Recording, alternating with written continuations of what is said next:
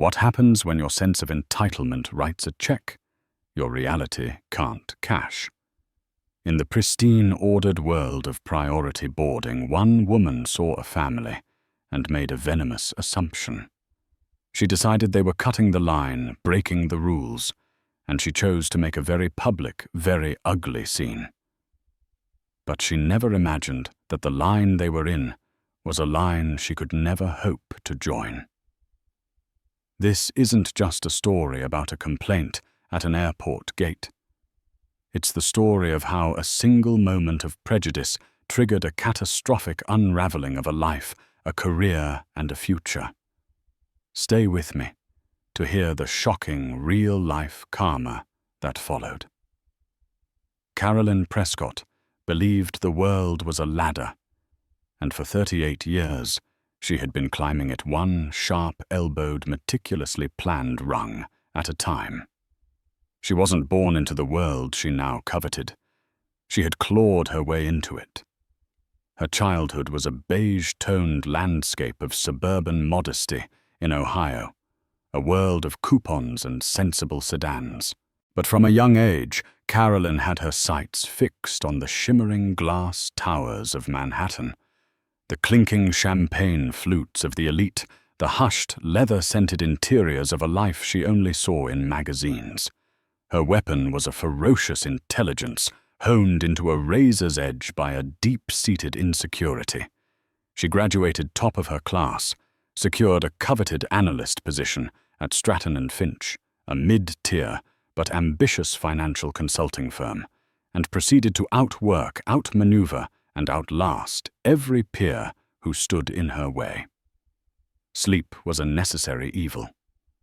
Friendships were transactional, and loyalty was a currency to be spent, not saved. This trip was the culmination of it all. After 7 years of 100-hour weeks and sacrificing everything that resembled a personal life, she had finally been made vice president. Not just any VP, but the lead on the coveted Project Constellation, a potential 9-figure acquisition deal with Sterling Whitcroft, a blue-chip British manufacturing giant. This flight, Aura Air Flight 110, from JFK to London Heathrow, wasn't just a flight. It was a victory lap. For the first time, her ticket read, Business Class Pod 7A. Walking through JFK's Terminal 4, Carolyn felt a surge of validation. The chaotic energy of the main concourse with its crying babies and stressed-out families was a world she was physically leaving behind. She navigated her way to the sleek, frosted glass entrance of the Aura Lounge. The attendant scanned her boarding pass with a polite smile. "Welcome, Miss Prescott." The words were music. Inside the lounge was an oasis of calm. Muted greys and deep blues, the soft clink of cutlery on porcelain, the hushed murmur of important conversations. She selected a flute of champagne from a passing waiter and settled into a plush armchair overlooking the tarmac. She took a sip, the cold bubbles, a perfect contrast to the warm glow of success spreading through her chest. She watched the ground crews scuttling around the magnificent airplane she was about to board, an Airbus A350, sleek and powerful. Her plane. She spent the next hour meticulously reviewing her presentation notes on her tablet, but her focus kept drifting.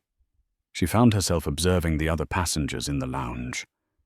She mentally categorized them, the old money couple with their worn leather luggage and quiet dignity. The tech bro in his $1,000 hoodie loudly closing a deal on his phone.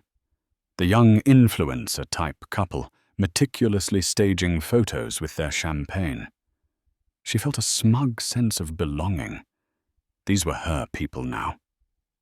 She had made it. After her second glass of champagne, the boarding announcement for Flight 110 echoed softly through the lounge. She gathered her things, a pristine leather briefcase from Smithson and a trench coat from Burberry, both recent purchases, to look the part. She walked towards the gate A27 with a confident, unhurried stride. The regular economy passengers were already forming a long, snaking queue. Carolyn, with her Group 1 boarding pass, bypassed them all, heading straight for the priority lane. A small smile playing on her lips. This was the reward. This was the separation. She was no longer part of the herd. She was at the front of the line, and it was exactly where she deserved to be. The priority boarding area at Gate A27 was a small, cordoned-off section of relative calm amidst the terminal's chaos. Carolyn stood near the front, just behind a man in a tailored suit who was scrolling through his phone. She felt the eyes of the economy passengers on her and savored the feeling. It wasn't just about getting on the plane first. It was about the public affirmation of her status. It was then that she saw them. A family of 4 walking towards the priority lane. The father was a tall black man in his late 40s, dressed in comfortable but well-made travel clothes, dark jeans, a simple grey cashmere sweater, and clean white leather sneakers. The mother, an elegant black woman with her hair in intricate braids, wore a stylish, flowing travel pantsuit and carried a well-loved but clearly expensive leather tote. With them were 2 children, a daughter who looked about 16, engrossed in a book, and a son, maybe 10 or 11, excitedly pointing at the plane through the window. They didn't look like they belonged here. Carolyn's mind, a finely tuned machine for categorization and judgment, went to work instantly. They must be confused, she thought. Probably got lost on their way to the main queue. She watched as they approached the gate agent, a harried-looking woman named Maria, whose name tag was slightly askew. The father David smiled warmly at Maria. "Good evening. We're the Harrisons." Maria's demeanor instantly shifted. Her professional stress melted away, replaced by a wide, genuine smile. "Mr. and Mrs. Harrison, of course we've been expecting you. Welcome, and Maya Leo, it's wonderful to see you again." The boy Leo beamed. "Hi, Maria. Is Captain Evans flying today?" "He certainly is," Maria said, her voice full of warmth. "He said to tell you he'll try for a smooth flight, but only if you finish your homework." The friendly, familiar exchange grated on Carolyn's nerves. It felt unearned. Who were these people to be on a first-name basis with the gate staff?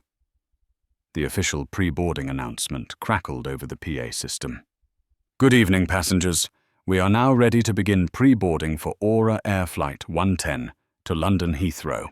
At this time, we would like to invite our VIP guests, active-duty military personnel, and any families requiring special assistance to board." Carolyn tensed, ready to present her pass.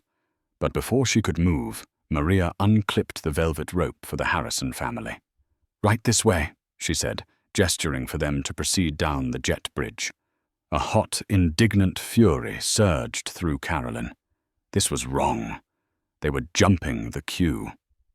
VIP guests, families requiring special assistance. The children were perfectly healthy, and the parents looked more like they were heading on a casual vacation than conducting VIP business. She saw it clearly. They were gaming the system. They were using the family card to get on earlier classic move she'd read about on disgruntled travel forums. It was an abuse of the rules, a cheapening of the very status she had just spent years bleeding for. Her internal monologue was a torrent of righteous anger. "This is ridiculous." They just stroll up and get to board before everyone. Before me, I paid nearly $7,000 for my ticket. I earned this spot. What did they do? They're probably flying on discount tickets or loyalty points and are exploiting a loophole. Her prejudice, lurking just beneath the surface of her polished corporate veneer, began to bubble up, coloring her thoughts with ugly assumptions about who they were and how they'd afforded their travel. She watched them walk down the jet bridge, the father placing a guiding hand on his son's shoulder, the mother laughing at something the daughter whispered. The sight of their easy intimacy and apparent privilege, a privilege she felt they hadn't earned, was like a personal insult. The man in the suit in front of her just shook his head slightly and looked back at his phone unbothered. But Carolyn couldn't let it go. It was a matter of principle. The rules were the rules. The system had to have integrity. And she, Carolyn Prescott, Vice President of Stratton and Finch, was going to be the one to enforce it. Her moment of triumph was being tarnished, and she would not stand for it. She took a deep breath, straightened her shoulders, and stepped forward to the counter. Carolyn approached the counter with the self-assured stride of a manager about to reprimand an underperforming employee. She placed her briefcase on the counter with a soft but definitive thud, drawing Maria's attention away from her computer screen. "Excuse me." Carolyn began, her voice dripping with forced politeness. Maria looked up. "Yes, ma'am. We'll be starting Group 1 boarding in just a moment." "I'm not concerned about when I'm boarding," Carolyn said, leaning in slightly, creating a bubble of confrontation. "I'm concerned about who just boarded. That family." Maria's professional smile tightened. "They were pre-boarded, ma'am, as per policy." "What policy?" Carolyn challenged, her voice rising just enough to be audible to those nearby. "I heard the announcement. VIP guests and families requiring special assistance. They didn't look like they needed any special assistance from me. Their children are practically teenagers. This just seems like a way for people to take advantage of the system to get on early." The accusation hung in the air, thick and unpleasant. A few people in the priority line shifted uncomfortably, their feigned indifference broken. Maria's expression remained neutral, but a flicker of weariness crossed her eyes. "Ma'am, the Harrison family are designated VIPs of the airline. They are entitled to pre-board." Carolyn let out a short, incredulous laugh. "VIPs? Really? What kind of VIPs? Do they have a special credit card? Did they complain their way into some kind of status? Because I hold top-tier status with 3 different airline alliances, and I know how this works. People make a fuss and get perks they don't deserve." Unbeknownst to Carolyn, David Harrison had paused just inside the jet bridge, having realized his son Leo had left his small backpack with his tablet and headphones on a seat in the gate area. He turned back just in time to hear Carolyn's last few sentences. With a quiet sigh, he walked back into the gate area, his calm presence a stark contrast to Carolyn's escalating agitation. He approached the seat, picked up the backpack, and turned towards the counter. Carolyn saw him coming and felt a flash of vindication. Now she could confront the man himself. David walked not to her, but to Maria. "Is there a problem here?" he asked, his voice low and even. Before Maria could answer, Carolyn turned on him directly. "Yes, actually there is. I was just questioning why you and your family were allowed to board before everyone else holding up the line for actual priority passengers." She gestured vaguely at herself and the others in the queue. "The rules are in place for a reason." David Harrison looked at her. His gaze wasn't angry or defensive, but deeply, profoundly tired. It was a look that said he had stood in this exact spot, hearing this exact insinuation more times than he could count. He took a slow breath, as if to steady himself not against her, but against the sheer monotony of it all. "We were invited to board by the gate agent," he said simply, his voice calm and measured. "We didn't hold up any line. You took advantage of the family assistance clause." Carolyn shot back, her voice now sharp with accusation. It's for people with infants or who genuinely need help, not for people who just want to get on the plane first to claim all the overhead bin space. The accusation, now so specific and baseless, finally seemed to register on David's face. A shadow of disappointment crossed his features. He glanced at Maria, then back at Carolyn. "Ma'am," he said, his voice losing its patient edge and gaining a firmer, more authoritative tone. "My family's boarding status is our business. We followed the instructions of the airline staff. If you have a complaint about Aura Air's policies, I suggest you take it up with their customer service department, rather than accosting fellow passengers and harassing the gate staff." He didn't raise his voice, but the steel in it was unmistakable. He had dismissed her, utterly and completely. He nodded once to Maria, gave her a small apologetic smile, and turned to walk back down the jet bridge, zipping up his son's forgotten backpack. Carolyn was left standing there, momentarily stunned by his audacity. She felt her face flush with a mixture of anger and humiliation. He had turned her valid complaint into an attack on him, painting her as the aggressor.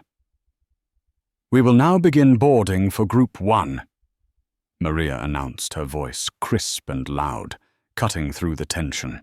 She pointedly avoided looking at Carolyn as she scanned the boarding pass of the man in the suit. Fuming, Carolyn stepped forward, thrusting her boarding pass at Maria. She was seething. The nerve of that man. The injustice of it all.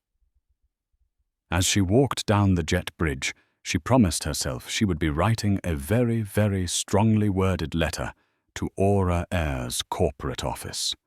People like the Harrisons needed to be taught a lesson about rules and respect.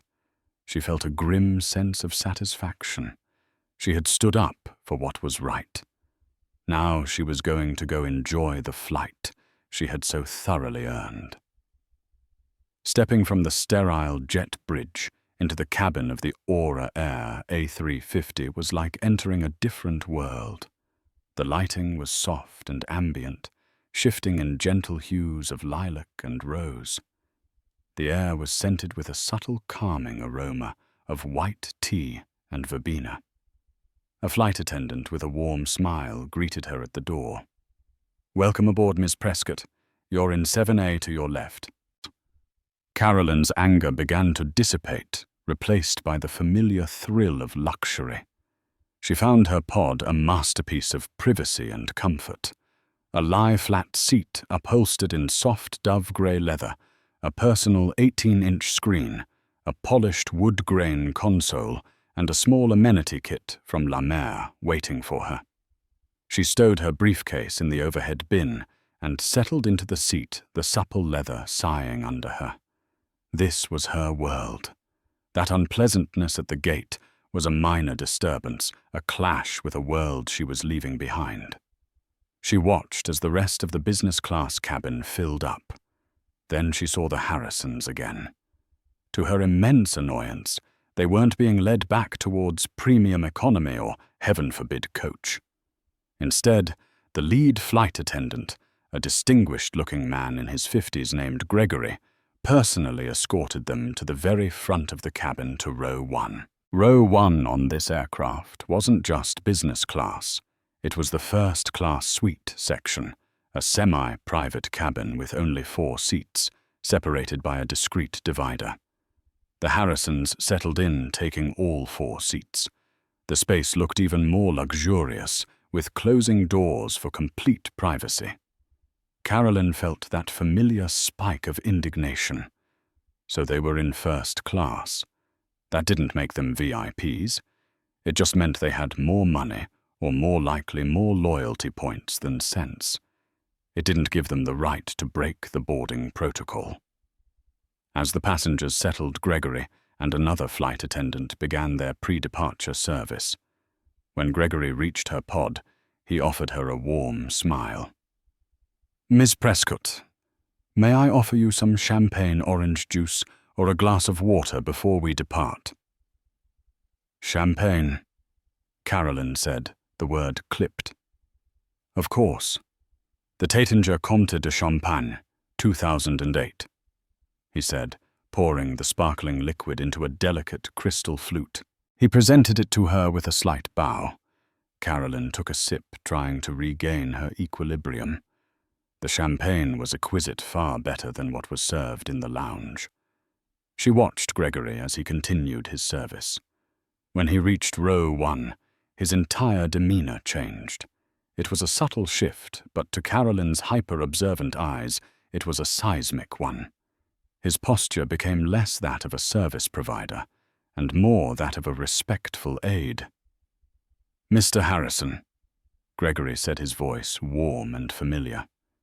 "Is it usual before we take off I have the Macallan 25 ready for you?" David Harrison looked up from his conversation with his daughter. "Gregory, you're a lifesaver. Just a small one, thank you."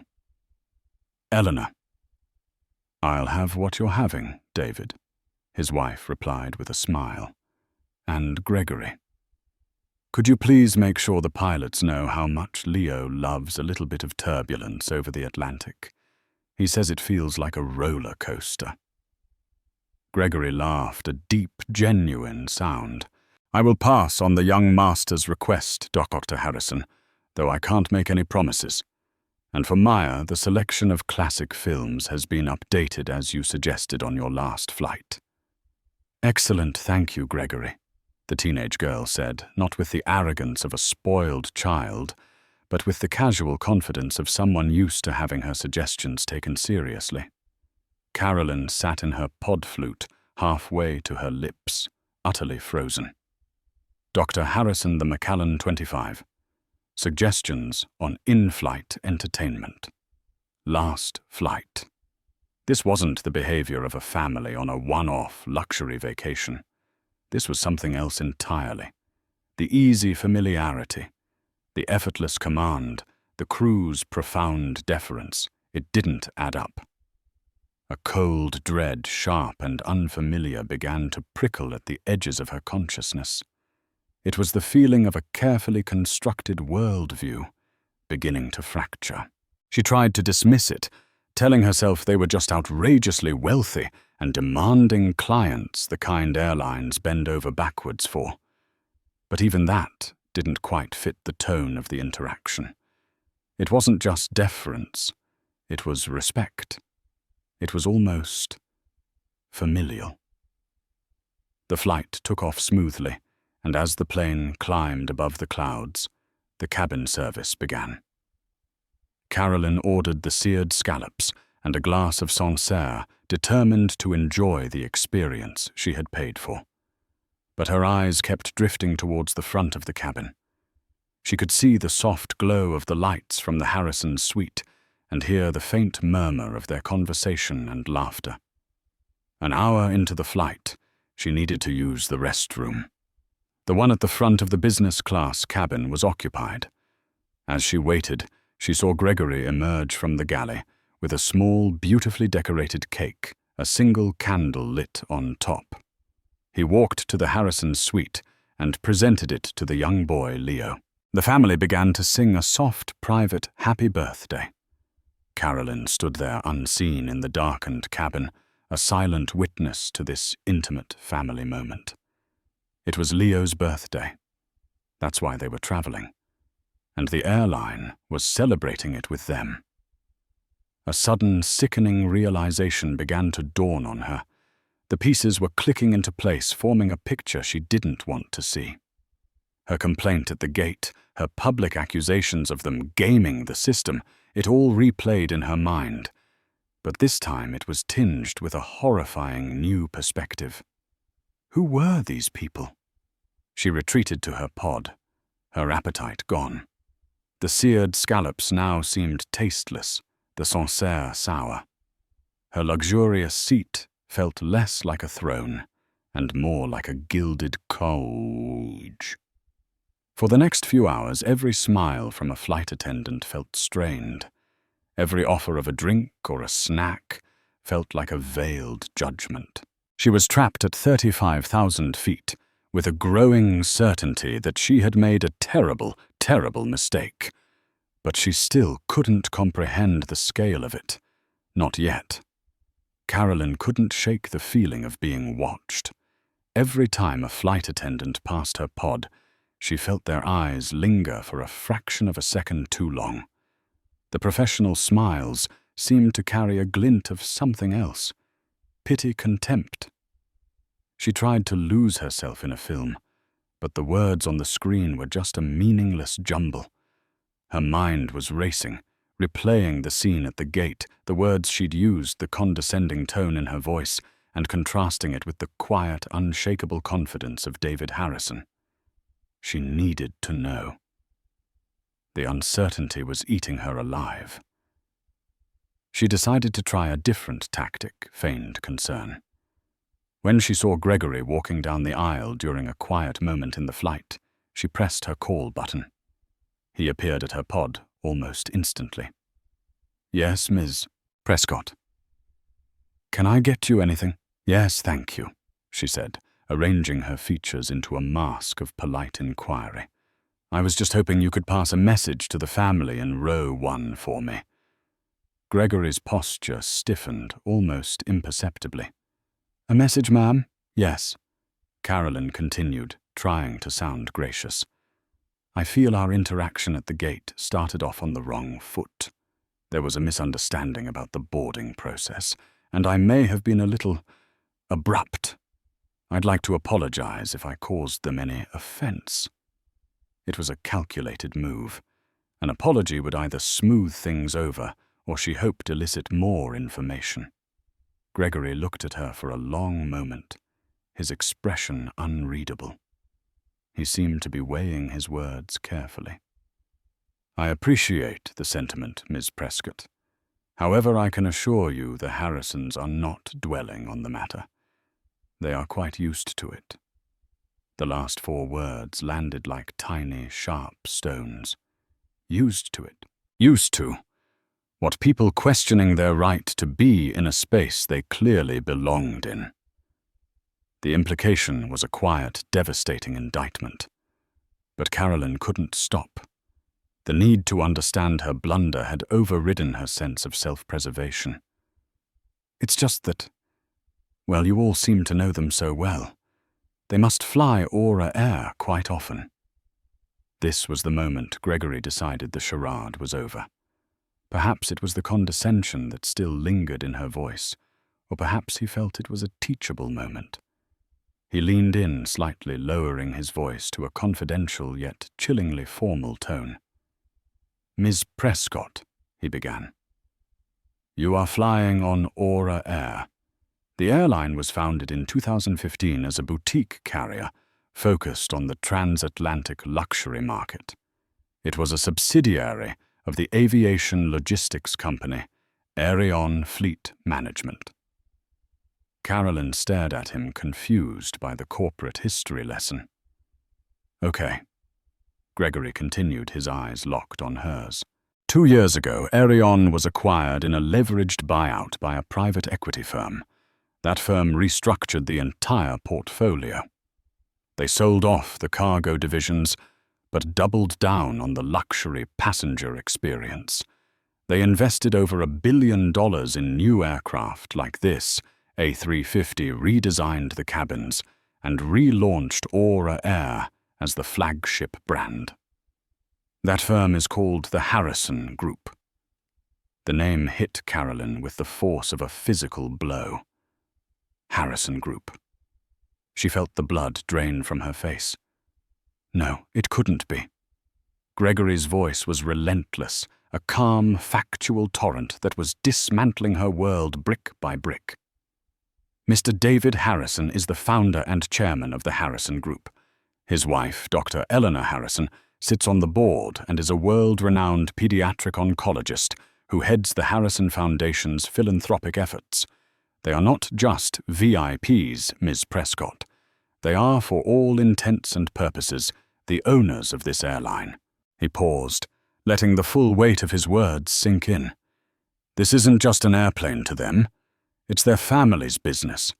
They fly this route regularly to check on operations, get feedback from the crew, and ensure the standards they've set are being met. The crew doesn't just know them. We work for them. Captain Evans, our pilot, was personally hired by Mr. Harrison. Carolyn's mouth was dry. She couldn't speak. The entire confrontation flashed before her eyes, now cast in a horrifying new light. Her indignant rant about them, gaming the system, her accusations of them using a loophole, her condescending tone. She had stood at the gate, and with all the misplaced arrogance she could muster, lectured the owner of the entire airline on his own boarding policy. "So when you publicly accused Mr. Harrison of taking advantage," Gregory concluded, his voice dropping to a near whisper, "you weren't just insulting a fellow passenger. You were insulting the man who signs the paychecks for every single person on this aircraft, myself included. Now, if you'll excuse me, I have to prepare the cabin for landing. Will there be anything else?" Carolyn could only manage a weak shake of her head. She felt dizzy, sick to her stomach. The luxurious pod suddenly felt like a coffin. The soft leather was cold against her skin. She had an overwhelming urge to be invisible, to shrink away, until she ceased to exist. She looked towards the front of the plane, towards the privacy of row 1, where the Harrison family was. They weren't just wealthy passengers. They were the architects of the very luxury she had been so smugly enjoying. She had climbed her ladder all the way to this business-class seat, only to use it as a platform from which to spit down on the man who owned the entire building. The karma wasn't coming. It was already here, and it was sitting in seat 1A. The remaining 90 minutes of the flight were the longest of Carolyn's life. The knowledge of her catastrophic error settled in her stomach like a ball of lead. Every ambient sound of the cabin, the hum of the engines, the clink of a glass, the soft laughter from the front suite felt like a personal accusation. Her mind, usually her greatest asset, was now her torturer. It replayed the scene at the gate on a relentless loop each time, with a new excruciating layer of detail.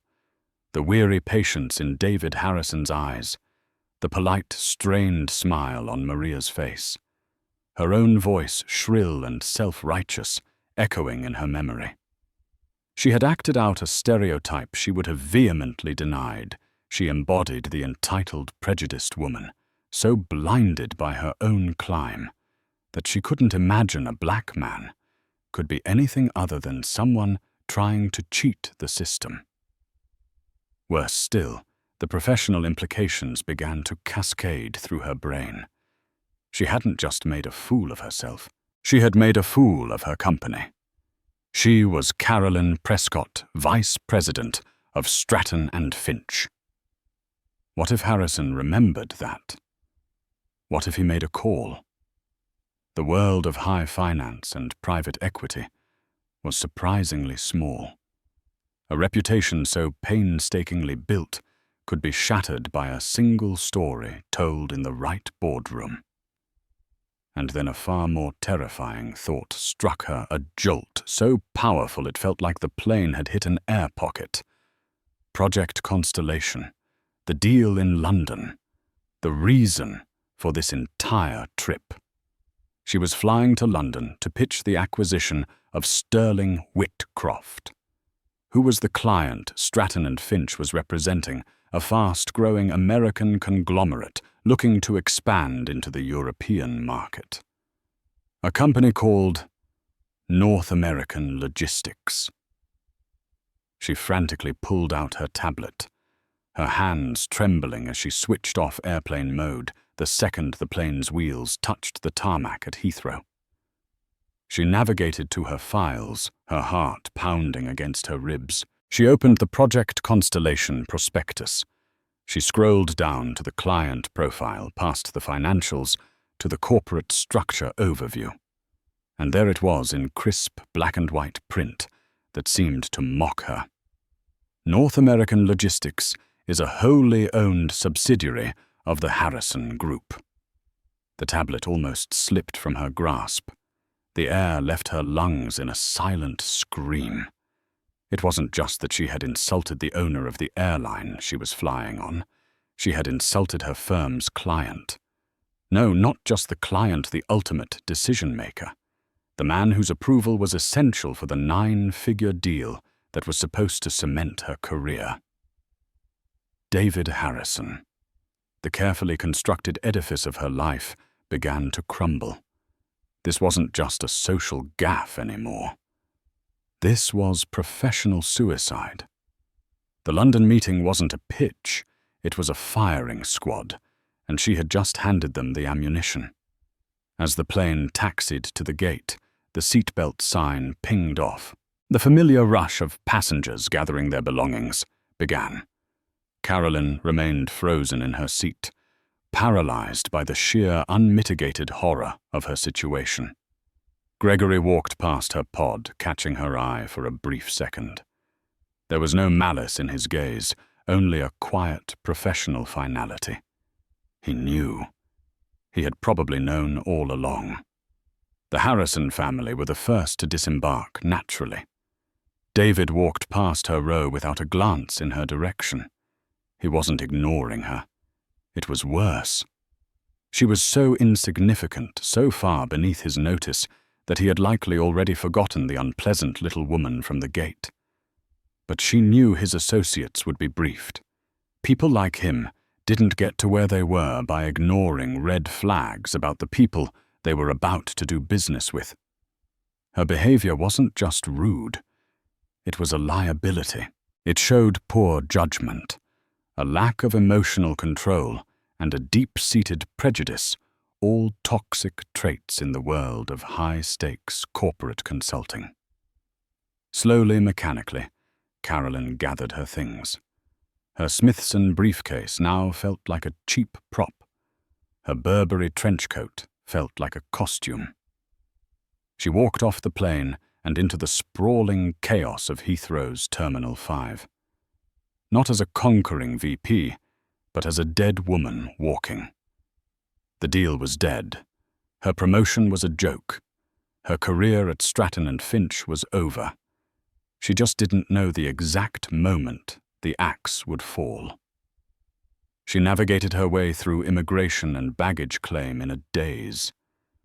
The city of London, which was supposed to be the site of her greatest triumph, now loomed before her like a graveyard. She had flown across the Atlantic in a state of smug victory, only to discover that she had been unraveling at 35,000 feet the entire time. Carolyn spent a sleepless night in her room at the Savoy. The opulent surroundings, a bitter mockery of her situation. The panoramic view of the Thames was lost on her. She alternated between pacing the plush carpet and staring at her reflection in the mirror, wondering how the confident, powerful woman from yesterday had been replaced by this pale, terrified imposter. She thought about calling her boss, Richard Sterling, the managing partner at Stratton & Finch. She could try to get ahead of it, explaining it was a misunderstanding. But what could she possibly say? Richard, I might have jeopardized our biggest deal of the decade because I publicly berated our client's chairman, David Harrison, at the airport gate based on what I can only describe as a moment of racist insanity. There was no spinning this. Her meeting was scheduled for 10:00 a.m. at the Harrison Group's European headquarters, a sleek, imposing skyscraper in Canary Wharf that locals had nicknamed the Shard's Shadow. She dressed in her most severe professional attire, a charcoal grey suit, a crisp white shirt, her hair pulled back in a tight, merciless bun. It was armor, but she knew it was as effective as paper against a cannonball. Walking into the lobby of the Harrison Group building was an exercise in intimidation. Soaring ceilings, acres of polished marble, and a massive minimalist sculpture that probably cost more than her apartment. Her name was checked by a security guard who seemed to look right through her, and she was given a visitor's pass to the 48th floor. The elevator ride was a silent, terrifying ascent. When the doors opened, she was greeted by an assistant who led her to a vast, glass-walled boardroom. The view over London was breathtaking, but all Carolyn could see was the long, polished mahogany table and the figures already seated there. At the far end was a man she recognized from her research, Alistair Finch, the CEO of Sterling Whitcroft. Next to him were two other executives from their team, and seated at the head of the table in the chairman's seat was David Harrison. He was dressed in an impeccably tailored navy suit, looking every bit the corporate titan. He was not looking at her. He was reviewing some documents with Alistair, a small private smile on his face. He didn't acknowledge her entrance at all. Carolyn's heart hammered against her ribs. She was directed to a seat halfway down the table opposite the Sterling Whitcroft team. For a few agonizing minutes, she sat in silence as the men at the end of the table finished their quiet conversation. Finally, David Harrison looked up, his gaze sweeping across the room. His eyes met Carolyn's for a fleeting second. There was no recognition, no anger, just a blank, professional void. It was infinitely worse than hatred. It was indifference. "Good morning, everyone," he said, his voice the same calm, authoritative tone she remembered from the gate. "Thank you for coming. We have the team from Stratton & Finch here to present their proposal for the Sterling Whitcroft acquisition. Ms. Prescott. I believe you're leading this presentation." The sound of her name from his lips made her flinch. "Yes, Mr. Harrison. I am. Please begin." What followed was the worst hour of her professional life. She stood up and began her presentation, her voice sounding thin and reedy in the cavernous room. She walked them through the market analysis, the financial models, the synergy projections. It was a brilliant pitch, one she had rehearsed for weeks until it was flawless. But today the words felt hollow, meaningless. She avoided looking at David Harrison, but she could feel his eyes on her. He wasn't looking at her slides. He was studying her. After she finished her financial overview, he spoke for the first time since the introduction. "Ms. Prescott," he said, leaning forward slightly. "On slide 34, you outline your risk assessment. You've covered market volatility, regulatory hurdles, currency fluctuations, standard procedure. But you seem to have omitted a significant category: personnel and cultural risk." Carolyn's blood ran cold. We have that factored into our integration strategy." "I'm not talking about integrating the workforce of the two companies." He interrupted, his voice cutting through her stammering. "I'm talking about the character of the people leading the charge, the judgment of the advisors we choose to bring into our family of businesses. Stratton & Finch comes highly recommended, but an advisory firm is only as good as the people it puts in the room. How do we know, for instance, that your team possesses the necessary situational awareness, the discretion to navigate complex social and business environments without becoming a liability?" It was a masterfully executed kill. He never mentioned the airport. He never mentioned her behavior. He didn't have to. He had framed his critique in perfect corporate speak, a question that was impossible for her to answer, but whose meaning was crystal clear to everyone in that room. He was questioning her judgment, her character, her very fitness to be there. And she had handed him all the evidence he needed. She opened her mouth, but no sound came out. She had no answer. The silence stretched, becoming a deafening roar. Alistair Finch cleared his throat, looking deeply uncomfortable. "David, perhaps we can—" "No," David Harrison said, holding up a hand. He turned his attention to the Sterling Whitcroft team. "Alistair, my friends, The numbers in this proposal are compelling. Stratton and Finch have done their homework. But business, true business, is built on trust and relationships. It's built on character. We at the Harrison Group pride ourselves on our people and the partners we choose. We look for partners who share our values of respect, integrity, and clear-sighted judgment. He stood up, signaling the end of the meeting. Thank you for your time, Ms. Prescott. We have all the information we need. We will be in touch with your managing partner, Mr. Sterling, directly. Dismissed. Again. But this time it wasn't just a personal rebuke. It was the public execution of her career. She packed her briefcase in a fugue state, avoiding the pitying glances from Alistair's team. As she walked to the door, David Harrison was already in a quiet conversation with his own people, his back to her. She had ceased to exist for him. Her phone buzzed before she even reached the elevator. It was Richard Sterling. She knew what was coming. Carolyn. His voice was cold, devoid of any warmth. I just got off the phone with David Harrison. Pack your bags.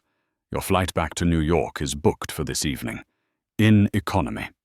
Have your desk cleared out by noon tomorrow. Security will escort you.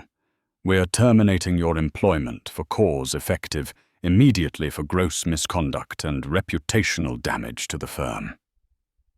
The line went dead. Carolyn stood in the marble lobby, the phone still pressed to her ear. The city of London bustled outside the glass walls, indifferent to the implosion of her world. She had climbed the ladder so high, only to be pushed from the very top. And the cruelest irony of all, the person who pushed her was the very man she had tried to put in his place, a man who hadn't even needed to raise his voice to destroy her. All he had to do was ask a simple question about character, a question she had already answered for him 24 hours earlier at gate A27. The journey out of the Harrison Group tower was a blur of polished surfaces and averted eyes. Carolyn felt like a ghost, a spectre haunting the scene of her own demise. The bustling, indifferent energy of Canary Wharf was a stark contrast to the silent, screaming void that had opened up inside her. Her phone, the source of her impulses, of her execution, felt toxic in her hand. Richard's words, economy, security, gross misconduct, reverberated in her skull. The cab ride back to the Savoy was a parody of her arrival.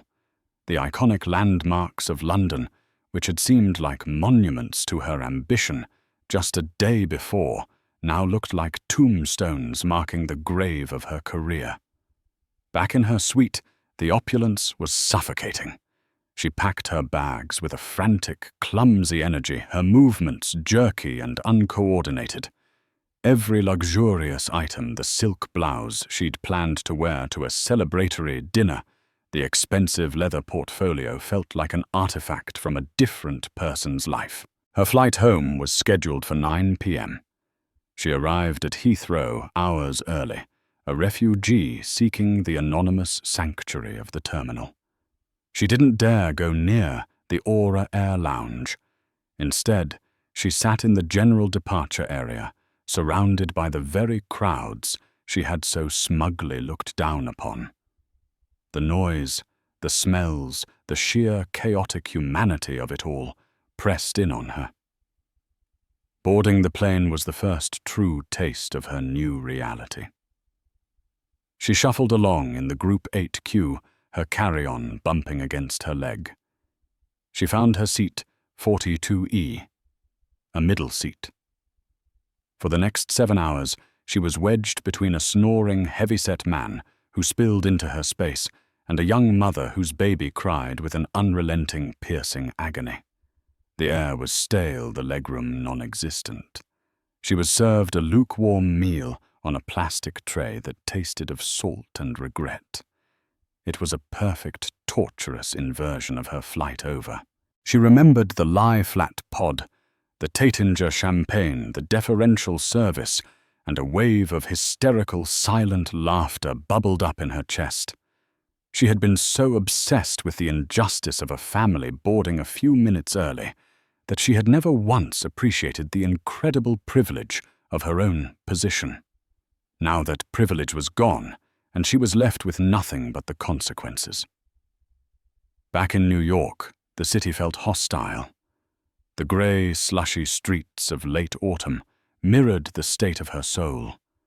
Her apartment, a sleek two-bedroom with a view of the Hudson that cost a fortune, felt cold and alien. An email from HR was waiting a sterile, legally vetted document detailing the termination and the logistics of her exit. She had until noon the next day. A courier would arrive with a box for her personal items. She was not to enter the Stratton and Finch office ever again. She had been surgically efficiently excised from the life she had built. In the days that followed, the true social fallout began. She texted Mark, a fellow VP she had considered a work friend, suggesting they get a drink. His reply was swift and cool. "Sorry, C. Buried with the constellation fallout. Crazy times. Talk later." Later never came. Others were more direct, their calls going straight to voicemail, their texts unanswered. She was radioactive. Her failure was a contagion they wanted no part of. The transactional friendships she had cultivated, based on mutual ambition and proximity to power, dissolved the moment her power was stripped away. She was utterly, terrifyingly alone. Within a month, she had to break the lease on her apartment, paying a crippling penalty. She moved her life into a storage unit and rented a small, dark studio in a walk-up building in a neighborhood she used to mock. The reality of her financial situation was stark. Without her exorbitant salary, her savings, once a comfortable cushion, were now a rapidly depleting lifeline. The job hunt was a special kind of hell. She was Carolyn Prescott, a brilliant analyst with a proven track record. On paper, she was an ideal candidate. But the world of high finance was a village, and gossip traveled faster than light.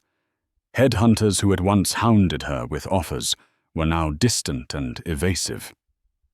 "Your resume is impressive, Carolyn," one told her over the phone, his voice laced with an uncomfortable caution. "But there are some concerns around your departure from Stratton and Finch. The official reason is misconduct, which is a major red flag. It was a misunderstanding with a client." She would try to explain, her voice sounding weak even to her own ears. "The Harrison Group is not just any client," the headhunter would reply, the finality in his tone like a closing door. "No one wants to risk putting someone in front of them who has already burned that bridge. I'm sorry, my hands are tied." Months bled into a miserable winter.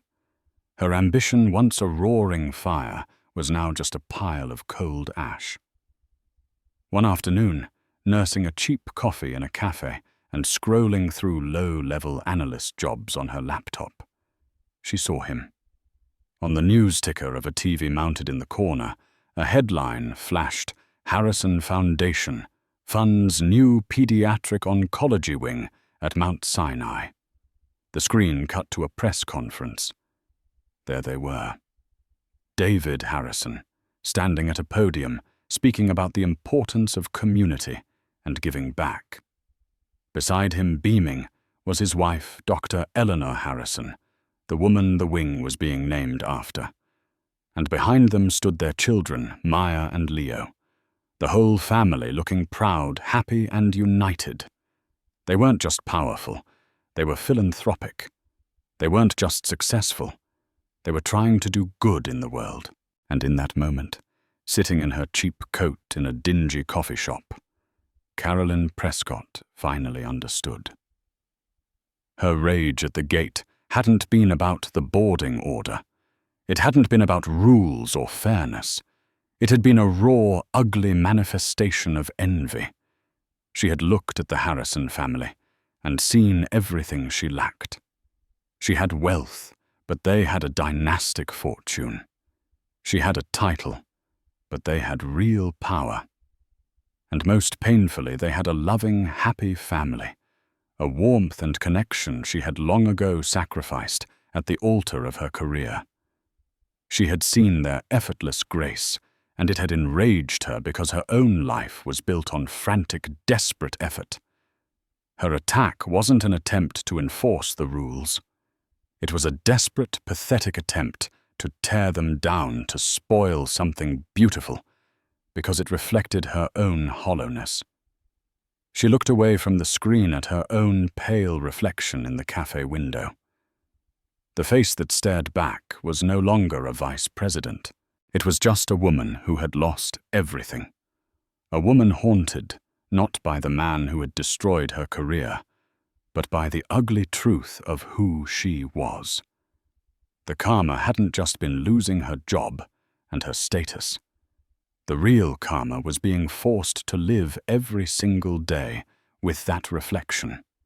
And so Carolyn Prescott's meticulously constructed world vanished not with a bang, but with a quiet, corporate dismissal. The story of her disastrous flight became a hushed cautionary tale in the halls of Stratton and Finch, a ghost story whispered to new hires about the career-ending dangers of arrogance and prejudice. Her hard karma wasn't a sudden dramatic bolt of lightning. It was a slow, grinding erosion of everything she had valued, status, power, and prestige, all sacrificed for a single ugly moment of unwarranted entitlement. This story serves as a powerful real-life reminder that the person you look down on today could be the one holding the keys to your future tomorrow. It underscores a timeless truth. True power isn't loud or aggressive. It's quiet, confident, and observant. The world is full of David Harrison's people whose success and influence are not advertised on their clothing, but are woven into the very fabric of the world around us. If this story resonated with you, and if you believe that kindness and humility are the ultimate currencies, please hit that like button to help us share this message. Share this video with someone who might need to hear it. And don't forget to subscribe and click the notification bell for more true stories about life choices and the karma that inevitably follows. What are your thoughts on this? Have you ever witnessed a moment like this? Share your own experiences in the comments below.